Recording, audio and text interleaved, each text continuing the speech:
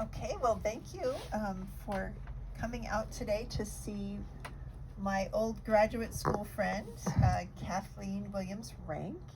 And so she is here to talk about her new novel called the ROSSETTI Diaries.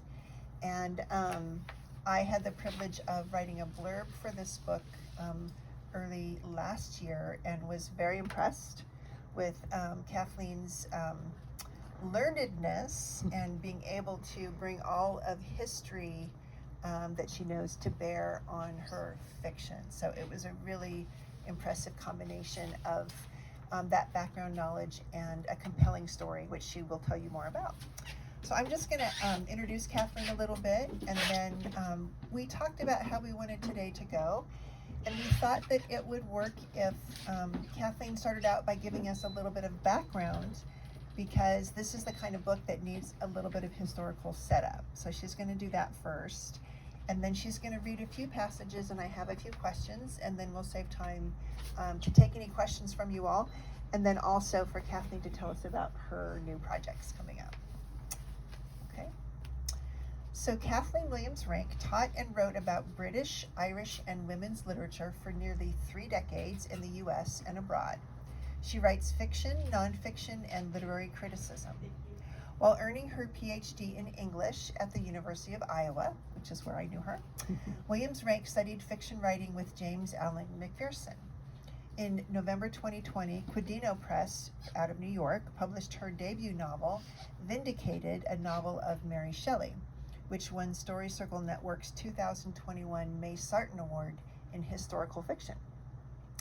Vindicated was also a finalist for the CIBA Goethe Award and was longlisted for the Chautauqua Literary Prize.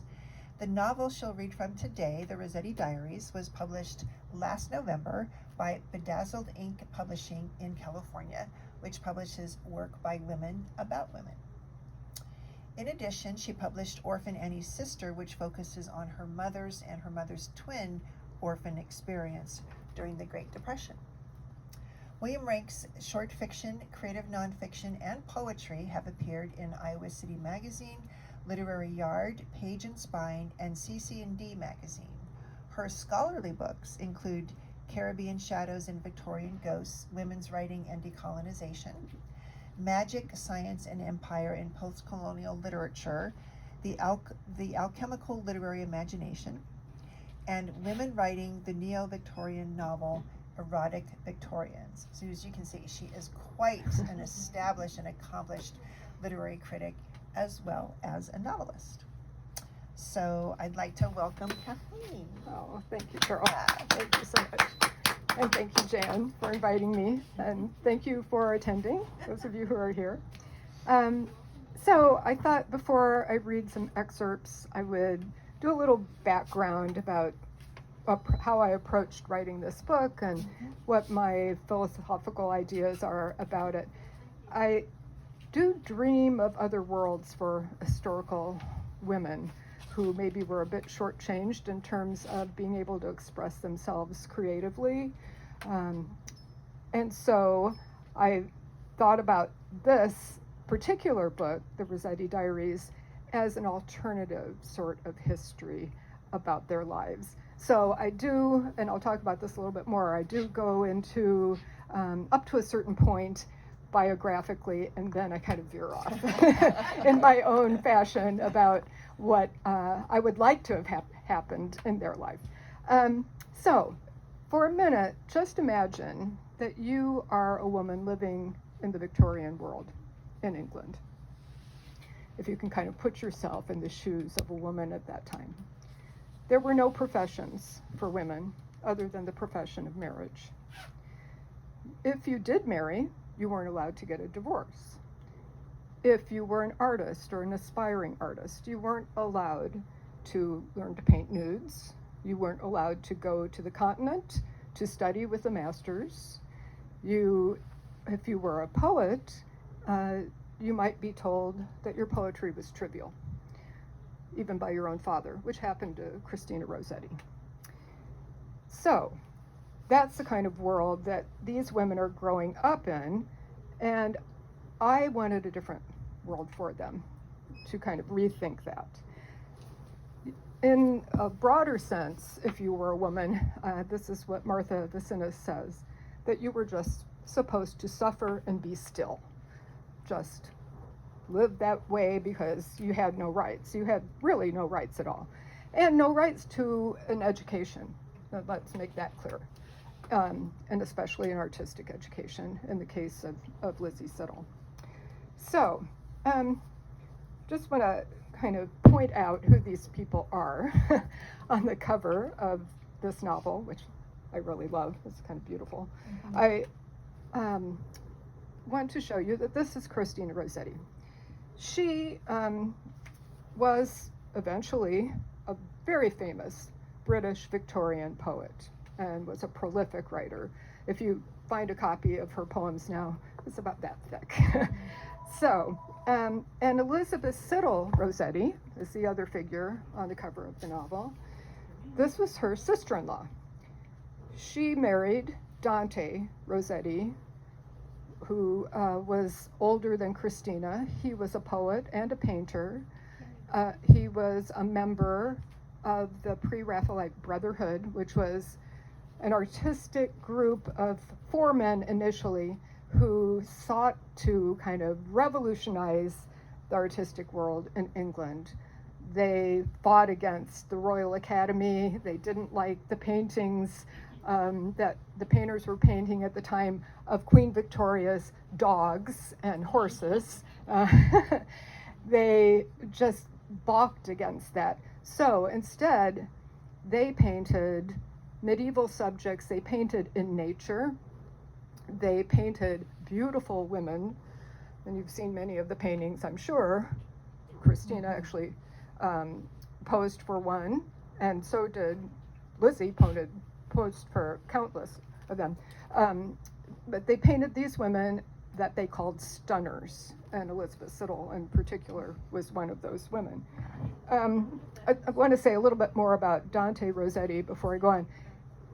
His real name was Gabriel Dante Rossetti, but he called himself Dante after a time because he felt that he was kind of the reincarnation of the poet, the medieval poet, and he saw Lizzie as his Beatrice. And so he, in fact, really envisioned her in that way, particularly in the final painting that he made of her, where she was already dead. And at some point, people were saying, oh, I think he posed her while she was dead to paint this. But anyway, it was his most famous painting of Blessed Beatrice. He was obsessed with Elizabeth Siddall. He drew her, he painted her countless times. And that's one of the things that Christina noted, because she eventually wrote a poem about that, the way he saw Elizabeth Siddall.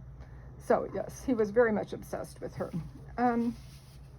You may know about Christina Rossetti. Did you ever sing the song In the Bleak Midwinter, the Christmas Carol? Or maybe you've heard it, In the Bleak Midwinter, that one. She wrote that poem. So you may know her from that. Her most famous poem is called Goblin Market. And that poem, when I taught Victorian literature at Northern Illinois University, my students and I were always just stunned by how erotic that poem is. The poem is about these goblin men who tantalize and tempt young women with fruit, with forbidden fruit, apples and quinces and pomegranates. And the girls are not supposed to eat this fruit, but one does. And she gets very sick and almost dies. So in the poem, a figure named Lizzie is the sister of the girl who's already sick. She comes along and also eats the fruit and then kisses her with a hungry mouth. And I thought I would just read that, a little excerpt from that to let you see the kind of erotic nature of this. Lizzie, Lizzie, have you tasted for my sake the fruit forbidden? Must your light like mine be hidden? Your young life like mine be wasted? Undone in mine undoing, and ruined in my ruin, thirsty, cankered, goblin-ridden. She clung about her sister, kissed and kissed and kissed her. Tears once again refreshed her shrunken eyes, dropping like rain after the long, sultry truth. Shaking with anguish, fear, and pain, she kissed and kissed her with a hungry mouth. That's just 2 stanzas from the poem. These days, it's often thought of as a lesbian poem, and back in the Victorian era, they thought it was a fairy tale for children. So it's very, very different the way we read it now. A little bit more about Lizzie, and then I'll read an excerpt. She's often thought of as Britain's first supermodel, because every one of the pre-Raphaelite Brotherhood painters painted her. Everyone wanted to paint her. She was stunning. She had long ginger hair. She was very stately. Her family had been a noble family from up north in Sheffield, and they had an ancestral home called Hope Hall. And they're kind of like, if you ever read Thomas Hardy's Tess of the D'Urbervilles, they were kind of like the D'Urbervilles. They had fallen on hard times. They had lost all of their money. They lost their noble title. But her father thought, well, we can get that back. We can restore that at some point. And he was intent on trying to do that. But the most important thing about her for my novel is that she was a painter and a poet. And that's what she wanted to be. She wanted to be a painter. She didn't want to be the painted anymore. And so she made a lot of inroads into doing that. And recently, and this comes up in my novel, her work is shown at the National Portrait Gallery and the Tate Gallery, along with a lot of other women painters of the time, which we're now calling the pre-Raphaelite sisterhood. And that sisterhood didn't really exist at the time because women didn't know about each other's work, and they didn't get to work together, and they didn't get to collaborate. So, at any rate, she's most famous in terms of the way she was painted as Ophelia. And this is John Everett Millay's painting. And by the way, this cover is that painting. So the background is the length of her body in the painting. And if you look on the back, this is her in the stream, supposedly, where she is Ophelia drowning. So I guess I just wanted to say a couple of other little things, and then I'll read an excerpt. Christina's father was the patriarch of the family. He was an Italian immigrant, a political exile. He was a poet. He was a scholar. He studied Dante Alighieri, the medieval poet, wrote lots of books about that fabulous figure. But he's also the one who told Christina her poetry was trite when she was quite young, although her maternal grandfather thought very highly of her work, even as a child. Christina's mother was a Polidori, and I don't know if you know who the Polidoris were, but if you've read Frankenstein, or if you know about the story of Frankenstein, Dr. Polidori was George Gordon Lord Byron's physician, and he was there during the time when Mary Shelley first wrote the first chapter of Frankenstein, and he had also submitted a story. He really intensely hated Percy Shelley.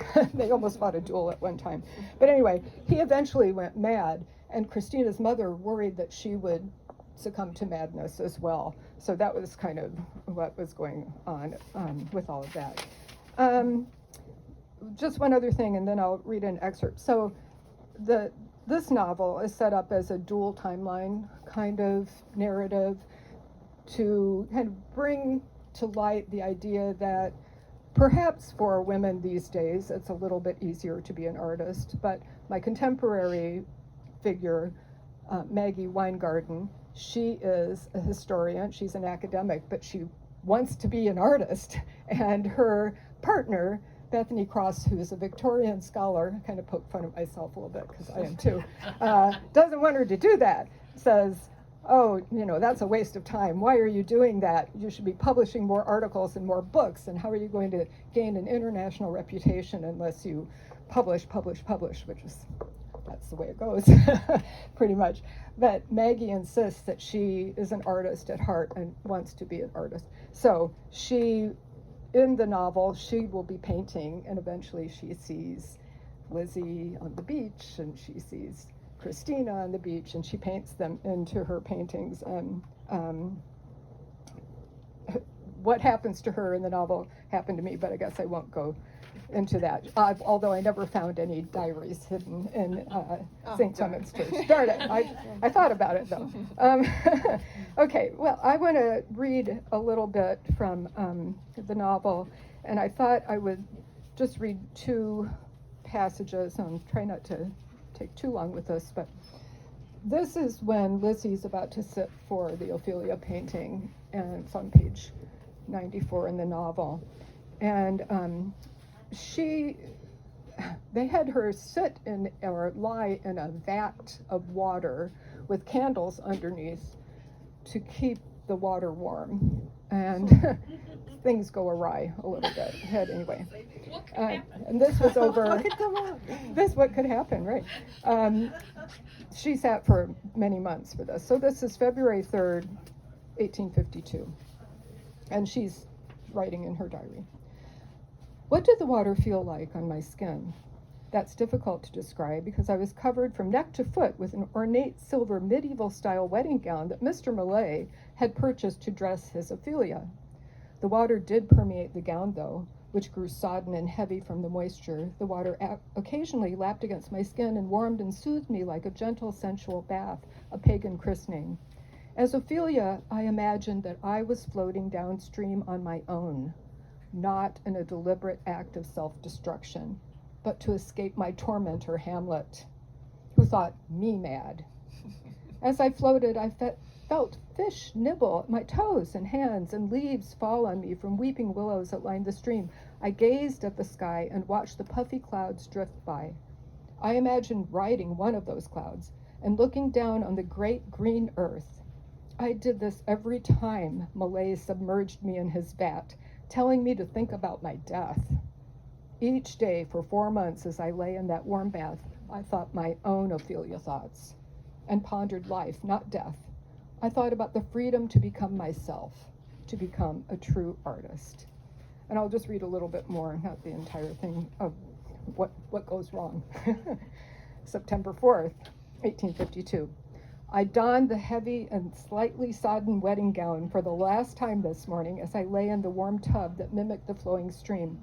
Once again, I thought my Ophelia thoughts, not the ones that Millay assumed I thought. I pondered drifting downstream on my own will, escaping Hamlet and his madness, his brutal treatment of me, his desire to send me away to be sequestered, imprisoned as a nun, or perhaps confined to a brothel. I felt the reeds slightly brush against my hands as I drifted. I could see the robin's egg blue sky dotted with wispy clouds. I carried poppies, willow, and nettle, but they floated out of my hands as I became relaxed in the warm bath. I heard nightingales sing in the willows above me. I was so enraptured by my own Ophelia world that I didn't notice when a gust of wind from the open window blew out the candles beneath my vat, extinguishing the heat that kept me from freezing in my stream. While I was dreaming my Ophelia thoughts, I heard a loud noise as if something crashed to the floor. I could feel my teeth chatter, but I didn't know why. Someone was shouting, but my ears were underwater, and I couldn't hear. I tried to raise my head, but couldn't. I felt frozen, as if I'd been cast in ice. What were they shouting, and why? Then I felt someone suddenly lift me from the tub. I gulped and sputtered water and couldn't catch my breath. My body was stiff, and I couldn't comprehend what was happening or where I was. Who was holding me? My vision was blurry, but once I was able to focus, I realized that Dante was carrying me in his arms, and he was shouting at Mr. Millay. "What have you done, Millay?" he yelled. "She's nearly drowned like Ophelia herself. Were you trying to freeze her to death?" He laid me on Mr. Millay's bed, wrapping me in a would-be shroud, while further chastising Mr. Millay for being obtuse, for treating me in the same way that Hamlet would, not as a real human being, but as a pound of flesh to be used and discarded. Okay. So, I guess, I don't know if we want to talk about that, but in contrast, she paints herself differently. She will paint her own self-portrait at one point. She also paints the Lady of Shalott. And the Lady of Shalott, if you're familiar with Tennyson's poem, the Lady of Shalott is a woman living at Camelot who can't look out the window and see Camelot. She has to look in a mirror, and then she can see what's going on in Camelot. And she weaves weaves what she sees. I'm sorry, not a painting. She sees Lancelot and falls in love with him, leaves her tower, and dies when she's searching for Lancelot, and he never knows who she is. So that's Tennyson's poem, but Lizzie Siddall did paint the Lady of Shalott differently. And in my book, she has the Lady of Shalott leave the tower, go out and create art and flourish. And she doesn't seek Lancelot, she seeks Guinevere.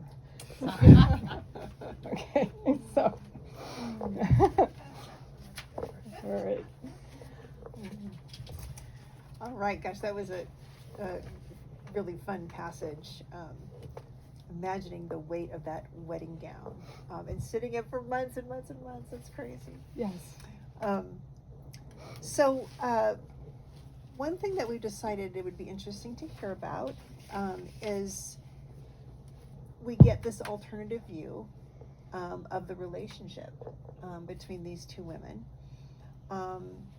And you talk a little bit about your interest in alternative histories and the idea of the pre-Raphaelite sisterhood, which, as you explained, did not exist for these women. It's something that we're now using to understand the historical circumstances that almost really might have been. Yes. But were not actually the case for them, right? Right. And so can you just talk a little bit more about this idea of creating alternative histories? I'm interested actually in just finding out, like, where do you get the temerity, the authority, the interest to do that? I mean, it's like, it's so great that you can do it, but sort of where does that come from in the academic world or in your imaginative world? You know, just talk about this idea of alternative. Yeah. Oh, well, it does take a lot of guts, I think, to do it. Temerity is a better word. To try to reimagine what happened with them.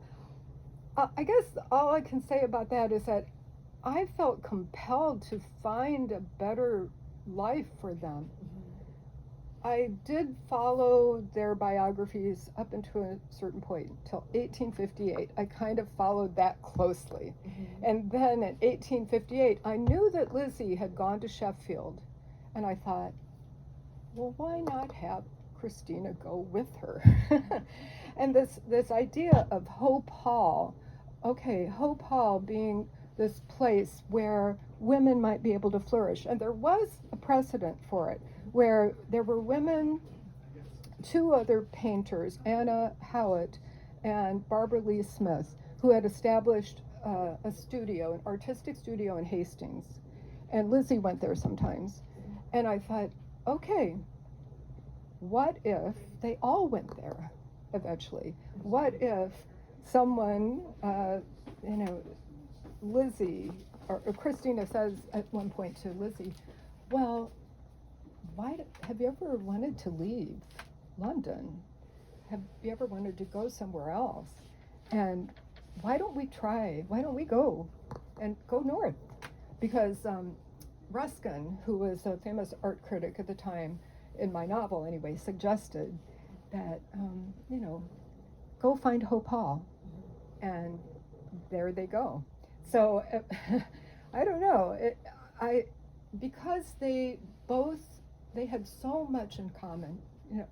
When I started reading biographically about them, they were both thwarted artists and writers. Lizzie was a poet. They both suffered from men who had neglected, abused, possibly sexually abused them. Christina in particular, her father, the biography suggests that her father had sexually abused her, that they both had starved themselves. Christina did that because she had followed a religious movement that thought that women just should starve themselves to better their souls, right? And Lizzie starved herself for other reasons, probably because Dante neglected her so much. So they had so much in common. I wanted them to be friends, and I wanted them to have genuine love in their lives. So, yeah, I guess I just took this big leap of faith that, based on the fact that we had that Goblin Market poem, that it could happen. Why not? What if, what if? Oh, what's meant? What is she? Move it. Okay, move it out. Yeah, it's hidden. Oh, Move it so it doesn't touch your. there we go. Okay, sorry. Well, so Dante is a pretty insufferable guy. Yeah, no I kidding. mean, he is not likable. He is you can kind of see why he's lovable to both of them, but he's just really mostly just a jerk, and mostly a jerk to Lizzie, and worse and worse and worse. But I wanted to say that, my favorite passage in this book is when they do escape. In this imagined history, they do escape to Hope Hall, and they have a very short period of time, but it is idyllic, and it's one of the most moving things that can happen in fiction, I think, is when the characters manage for just a very short period to have their bliss, and then of course they lose it, and of course the rest of life is terrible, but they had that. And that has to sustain them for the rest of their lives, and it's so heartachingly beautiful when that happens in a book. And it was such a just tender love scenes between them. It's really, really, it's such a beautiful, memorable part of the book. So, Oh, thank you. Yeah. and I admire alternative histories and the reason behind them, too. So, Yeah.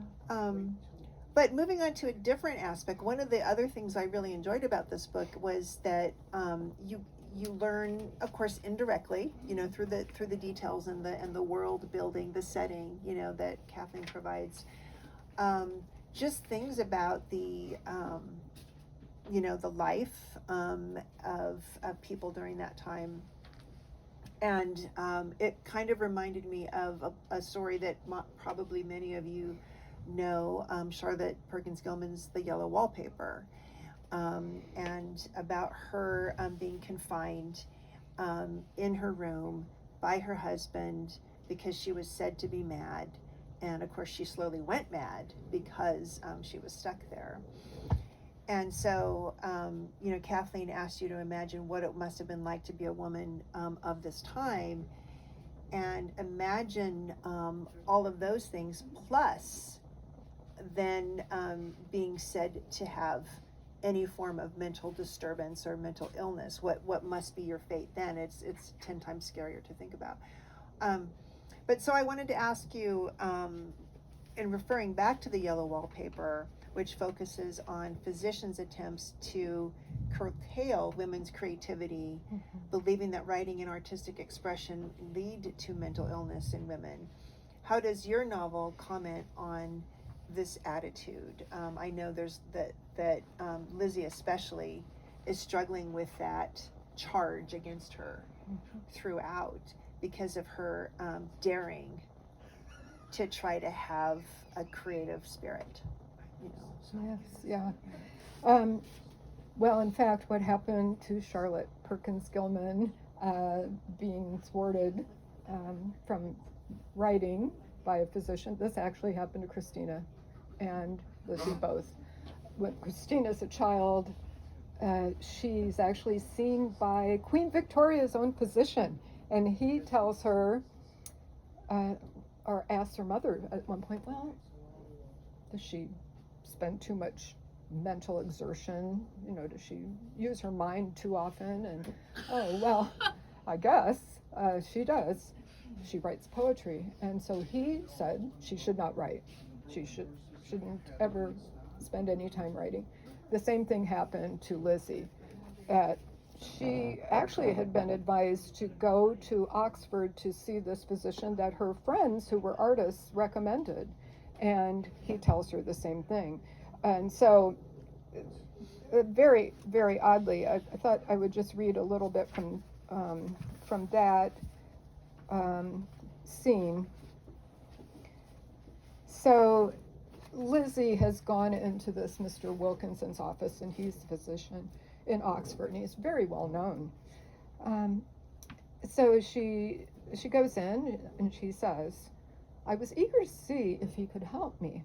Surely my friend's physician would discover what ails me." While waiting, I saw a woman struggle to walk out of his examining room. She looked pale, and she nearly fainted. I rushed to her side and asked if she was all right. "You're kind. I just need air, love," she said as she lifted my hand from her arm. "Shall I escort you outdoors?" "Don't trouble yourself. I'll be right as rain as soon as I get outside and catch my breath." I watched as she walked with slight difficulty out the door. When I returned to my seat, an assistant called my name and then escorted me into a cold room that smelled of alcohol and chloroform. She told me to disrobe. "Is that necessary?" "Yes, how else can he perform the internal examination?" "What internal examination?" "Why, the one where he sees if your womb is wandering," she said smugly. I'd never heard of a womb wandering and wondered what that even meant. I was about to ask when she handed me a sheet with which to cover myself, and then she abruptly left the room. I'll just go down a little bit farther. He examines her.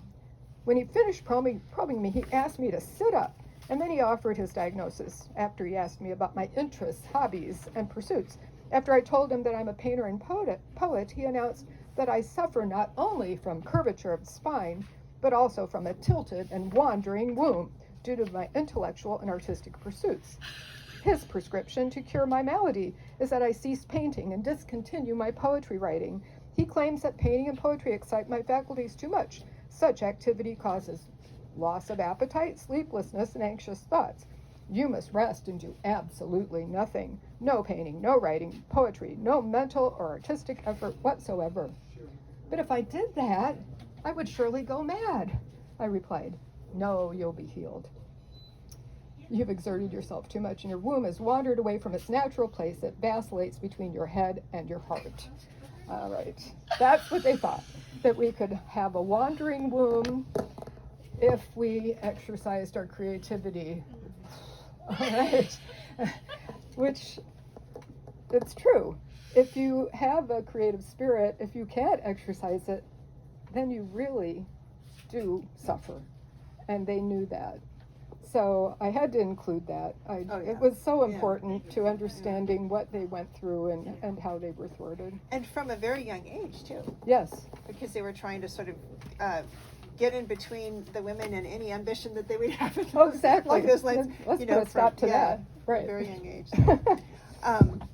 So did you want to read the other passage about Christina and her father? I could. Okay, yeah. So this sort of takes it to even a worse level, Yeah. which is just the suggestion, I guess not proven, that, well, I mean, you have to remember too, there weren't terms for these things. So like, you couldn't be, you couldn't have a sexual identity as a lesbian if it didn't exist in society as something to be, whether it was, considered not a good thing or whatever. And the same with things like sexual harassment and sexual abuse. Yes. If the terms don't exist, it can't be happening. That's right. So, well, and in fact, Queen Victoria thought lesbianism couldn't exist. Like, what would women do with one another? She said that. So, but about Christina's father, I'll read a little bit from a passage. And this, of course, is very true. The very beginning of this, but the biographers that I read that wrote about this do imply that this may have happened. So this is June 4th, 1845, and Christina's 15 years old. I've lost myself. I'm not sure who or what I am anymore. Mother says I cut my arm with a pair of scissors, harmed myself, but I don't recall doing that, even though my arm is sliced and bandaged. And I can't comprehend why I might have done it, except that Mother reprimanded me for failing to take proper care of my ailing father. I'm confined at home, often caring for him by myself, because my sister and mother must now work as governesses since Father's too ill, and distressed to earn a proper living. Father spits blood and claims he's going blind. I know he's not losing his sight. I've seen him reading his poetry on the sly. He can see every word. He feigns blindness to try to elicit our sympathy, but I do not pity him. Moreover, he sometimes falsely believes that his political enemies are at the door waiting to murder him. I must calm his nerves. To do that, he insists I read to him from the books he's written about the poet Dante Alighieri. When I read, Father often comes into my bedroom and forces me to sit on his lap so he can hear better and snuggle my neck when he's so moved. The first time he coaxed me onto his lap, he seemed playful, and when I pulled away, he laughed and allowed me to return to my own chair. But more recently, whenever I try to stand, he holds me firmly on his lap and tugs me even closer. Once, when he was pulling me toward him, I struggled and asked, Father, please, may I just sit next to you? Don't you love your papa, Christina? Of course, but sitting on your lap is what children do. And I'm no longer a child. No, you're not, but you're still my bambina. And this is how Italian papas show love and affection for their daughters, he whispered into my ear. He then told me to proceed with the reading, and I reluctantly complied. Father's words about Dante Alighieri tasted bitter in my mouth. As his sole companion during the day, I'm tethered to him. I'm not free to grow and explore the world as my brothers William and Gabriel are. Thank you. Yeah. So, on to something more positive to think about then. The idea of the pre-Raphaelite sisterhood that Christina found as a utopian community for women artists. Why was it necessary for them to run away and sequester themselves to produce art? It's almost as though you've answered in the things we've been talking about, you've answered that to some extent. But if there's anything more you want to add to that. Yeah, well, I guess I try to think about it philosophically. I thought at one point about the fact that John Stuart Mill, the philosopher, the 19th century philosopher, said that if women are to have their own literature, they must have their own country. And, you know, that kind of makes sense in a way, because then you don't have any kind of interjection on the part of men saying, well, that poem's not worthy, or that piece of writing isn't any good. So there was that idea. And then I thought also there's a book by Gerda Lerner called The Creation of Feminist Consciousness. And in that, she says that women, of course, you know, in the past didn't know each other's work because it wasn't available to them. So they wouldn't know about each other's writing. And even go back to Mary Shelley, when Frankenstein was first published, it was published anonymously. It didn't have her name on it until the second printing. And so they wouldn't know about one another, and it would be like you're starting over each time. So I thought, to go away together is a great idea, where they would collaborate with one another rather than be in competition with one another. And that's the way I envisioned it anyway, that they would be working together to help one another with a poem. And I've been the beneficiary of that kind of thing in women's writing groups that I've been in, particularly in Iowa City, where I'm in the Creative Girls Writing Group. I'm still a part of them, even though I live in Colorado. To work in collaboration, to suggest things to each other, not to criticize in any sort of really negative way, but to kind of help one another along. And that's what I see as, you know, that sequestering moment where they go off with one another. Yeah, and there's also, there's the idea of a place to be together, to sort of be in that sort of same creative spirit. There's also the idea of being part of a generation. You know, imagine, because one of the most important things about being an artist is that you are in conversation. with other of your contemporaries and the people who came before you that you're reacting to, and people from the past that you have access to. And everything you're producing is a part of this sort of conversation that's been taking place that you want to contribute to. So part of what makes you want to write is that you're doing that. It's not just like you're writing from something inside you, and it's just that one thing that you're trying to express. You're trying to be part of something larger. And if you don't have access to that, then you are sort of reinventing the wheel, over and over and over, which in some ways creates some genius, like Mary Shelley. But in another way, it's very limiting, and it's very confining, I think, to the idea of art. So. Yeah. Nowadays we have places like Hedgebrook, which is this wonderful women's writers colony on an island. Have you heard of them? In Puget Sound, and it's by invitation, and you can get scholarships. But it's this beautiful place with these gorgeous cabins that were handmade, where women can go and have writing retreats for weeks at a time. And then they get together, they cook beautiful meals, and they have visiting writers come, and It's just this wonderful, So you should look it up. You should. Well, I should, if I could get invited, that'd be great. So, I'm all for it. So let's see, we have one last passage that you're going to read. Is that right? Yeah. Christina's letter to Gabriel. Yes. So. And that kind of goes into what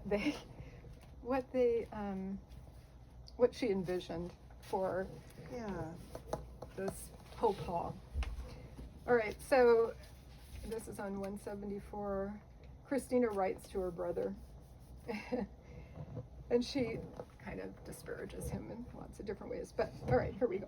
Dear Gabriel, I suppose you all are wondering what has become of your intended.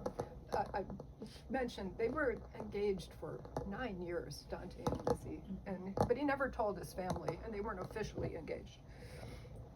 And I assume that you and Mother have hired a detective to locate us, but you'll never find us, for I write to you from a far-off country, one that doesn't exist in your world, a country that John Stuart Mill advocates on our behalf, claiming that for us to have our own literature and art, we must have our own country. We've created a woman's country, and Princess Ida, your Lizzie, is its monarch, and I'm the mayor of its major city, the City of Ladies.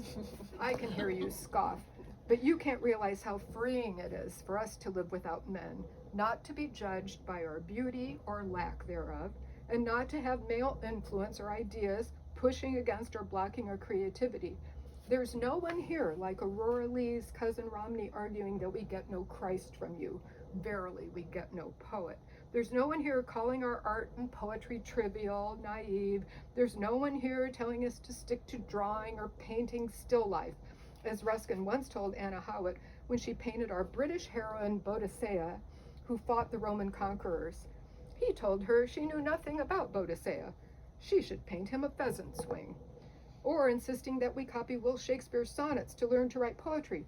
There's no one telling us that as writers we must use pseudonyms or attribute our work to anonymous. There's no one standing in our way, like Milton's bogey, hovering over our shoulder saying, "Tisk, tisk, you mustn't write, think that, or paint that. That's not ladylike, that's not seemly." Instead, in our City of Ladies, we gather to share our work, to have it critiqued by other women artists and poets who share our passion for making ourselves fully human. We gather on our verdant lawns to hold up our accomplishments, to receive judicious and salutary advice, and sometimes praise. We care not to condemn, but to uphold our right to create, not to be art. Here we think and write about what Sappho would have said. You should know that Lizzie's no longer an object to be gazed upon. She gazes herself. You should know that unlike your habit of obsession with feeding on Lizzie's face, she does not feed on yours. She doesn't draw or paint you or even think about you anymore. She's finally free of you. Instead, she paints her Lady of Shalott, finally free from her tower. We must keep our location a secret lest we be invaded by intruders, peeping Toms or Gabriels. Lizzie is the artist, Lady of Shalott, who's escaped her tower in paintings and poetry rendered by men, and I am her Guinevere, not her Lancelot. ever, your affectionate sister, Christina G. Rossetti. That was fun to write. Okay. Oh, gosh. Yeah, she lets him have it. Well, unfortunately, he shows up again later. Right, So. right, yeah. Well, thank you so much for just giving us some of the vision of this book and sharing some of the passages with us, because I'm sure you can tell that it's really worth getting a copy and getting the whole story. So if, I don't know if anyone has any questions for Kathleen, but we thought we'd take a little bit of time to do that, and then Kathleen's going to tell us about some of her current projects as well.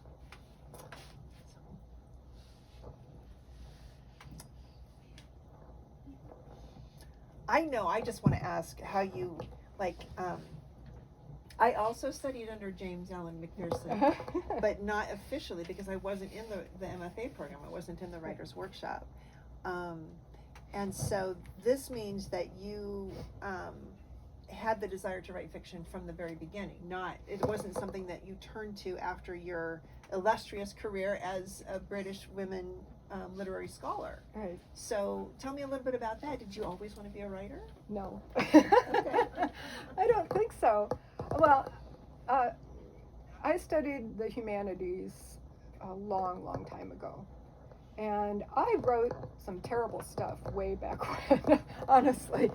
I think when I was in the doctoral program, I was given opportunities by one of my mentors, Houston Deal, who's now passed away, and I loved her dearly, to do all kinds of creative things. Even when I took a Milton class, she kind of gave us opportunities to draw some of Milton's poems, or to write some creative thing based on what we'd read. And that kind of got me going. And even when I was studying with Mary Lou Emery at the University of Iowa, who was my dissertation director, there were moments where we got to do all sorts of creative things. And that just got me going. So I did write some fiction while I was in the doctoral program, and before that, when I was studying for the master's degree, and took some classes with Professor McPherson, and was encouraged by some people. I look back on it, it was all terrible stuff, really. But people said, "Oh, this is pretty good." Okay. So I was very happy to return to that later after I retired. I thought, I'm going to reinvent myself slightly and get back to creative writing, and that's what I did. Yeah. And so what year did your first book come out? The novel? The novel, 2020. Was it that recently? Yeah. Oh, okay. Yes. So it was during COVID. I remember because you gave your reading, because Mary Helen, yes, I think it was on Zoom. Yes. Yeah. Yeah. Yeah. It was during COVID. We Right. were on Zoom. I was in my house and she was in hers. Or no, she was in her house. Yeah. So, Yeah. cool. So I just wanted to comment, when I read Vindicated and also at ROSSETTI Diaries, I was so impressed by, I thought, the amount of research Yeah. you have done and the knowledge you have. But I'm kind of hearing you've been studying this since college, or? well, it helps to have had a career as a literary scholar first. Yes, You know, you have a little something to draw from there. Yeah, and you're teaching, so. Yeah. Yeah. Yeah, I had been studying a lot of different things, although I had taught Frankenstein many times, but I never really read about Mary Shelley's life until I retired. And I read that biography by Muriel Spark, and thought, I want to do something with this. I want to learn more. And the same thing about the Pre-Raphaelite Brotherhood. I didn't get to teach much about them. I had taught Christina Rossetti's poetry, but I didn't know much about the Pre-Raphaelite Brotherhood. So when I retired, I wanted to learn more, and that's kind of what led to all of this. The desire to continue to learn is really important to me.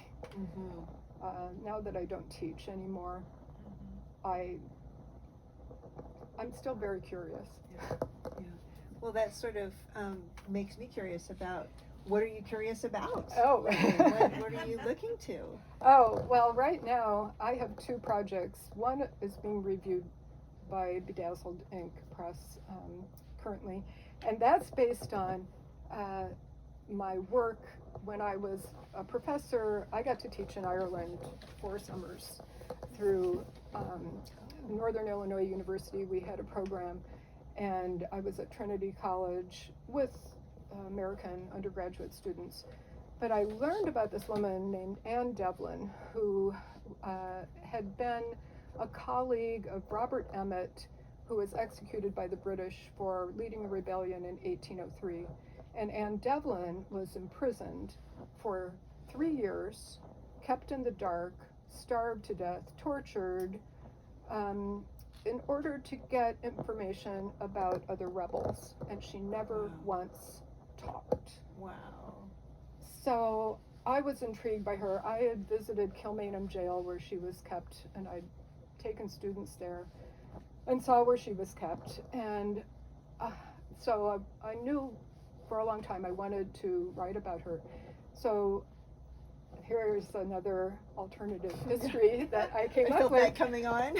When I was researching for Vindicated, and I read a lot about Percy Shelley, I found out that when he was 19 years old, he went to Ireland to try to save the Irish from British tyranny. Huh. And he went with his first wife, Harriet, and they were there for 4 months. I imagine him meeting Anne Devlin and trying to get the story from her, but he doesn't. She won't talk to him because he's an atheist. He had written The Necessity of Atheism and had gotten thrown out of Oxford University College. Right now, they have a famous statue of him in their foyer at University College, which I also got to go to Oxford 3 times through NIU and taught there in the summer. So I've seen that statue of the drowned Shelley. They take credit for him even though they threw him out. But anyway, I imagine them meeting.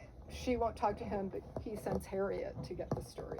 Oh. And she eventually gets the story in a roundabout way. So there's that novel. It's complete. It's ready to go if somebody will publish it. You have been busy.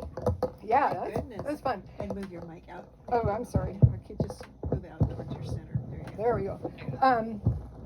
And I'm in the process of writing a novel about Kate Chopin, the writer.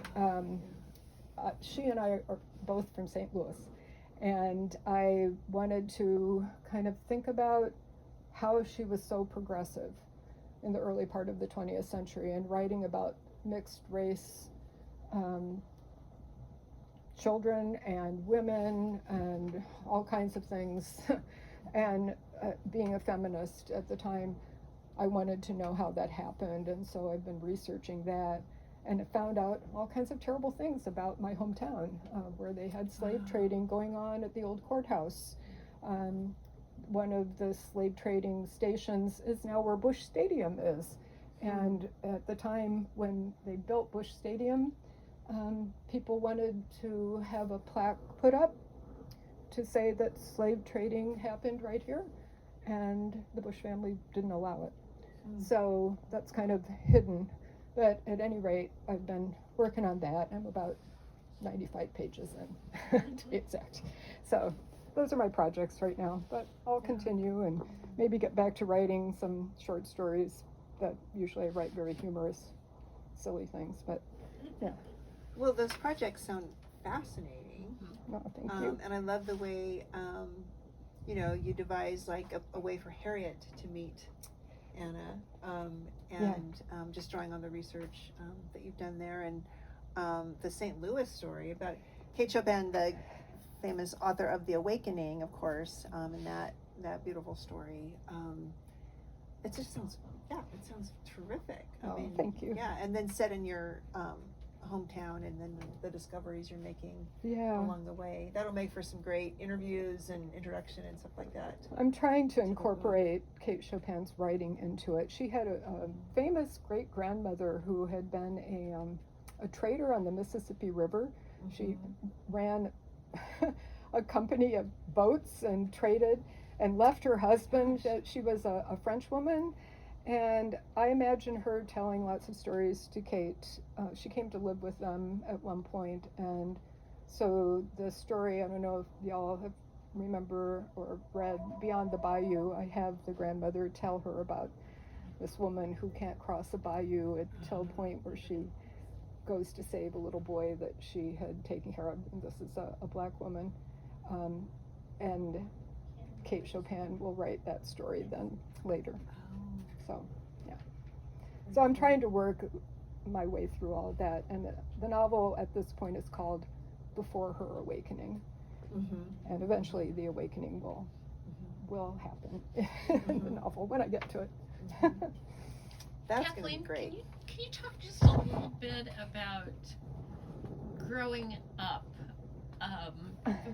Were you inspired to be a feminist? And what age? Oh gosh, I don't know. I think I didn't really become a feminist until I took feminist theory at the University of Iowa, but we had some good role models at St. Joseph Academy. Some of the nuns that taught us were brilliant. Sister Jean Byrne, in particular, that many of us had lots of social studies courses with her. She was absolutely amazing. So I think in the back of my mind, you know, I knew that I was a full and complete human being. So I really was a feminist from an early age. My mother was a pretty important woman. She'd been a Rosie the Riveter in St. Louis, worked for McDonnell Aircraft. She was instrumental here in Des Moines in many capacities. She was a kind of election judge. She ran lots of elections, and I was pretty proud of her. So I had good role models along the way. But yeah, I don't know. I don't think I knew what a feminist was when I was a child, but just to know that we are full human beings, I think that's my definition of feminism anyway. Yeah, that's great. Any other questions for Kathleen? Well, thank you for spending this wonderful hour, very enriching hour. Thank you, Carol. With your beautiful book, and I really hope it does well, and good wishes for your future revisionist historical fiction. May it change lives, and especially for girls. So, I hope so. Yeah. That's my great hope all along the way. And to leave something behind is important to me, to say I've been here, I did something. Yeah. Wonderful. Thank you. Thank you so much.